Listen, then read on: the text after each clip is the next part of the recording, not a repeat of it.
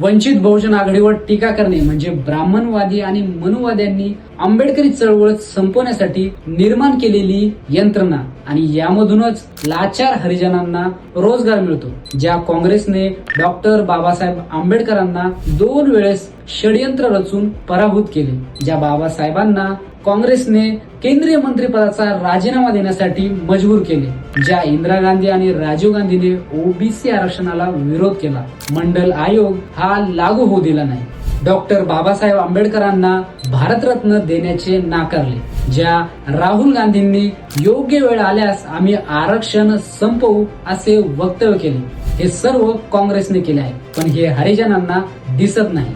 नवनियुक्त सरन्यायाधीश भूषण गवई यांनी SC/ST आरक्षणाचे उपवर्गीकरण आणि त्यामध्ये क्रिमिलेअर लागू करण्याचा, आरक्षण संपवण्याचा निर्णय दिला.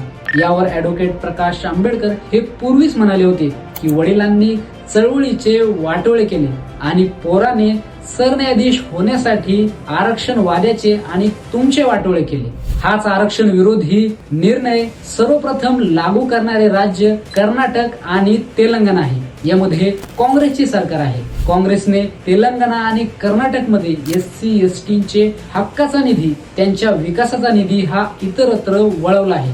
ही भाजप आणि काँग्रेसची मनुवादी विचारसरणी एकच आहे, पण हे हरिजनांना दिसत नाही. आपली झोपडी ही जळून खाक होत आहे, पण हे हरिजन आपल्या चाकरीमध्ये इतके मग्न आहे की त्यांना हे दिसत नाही.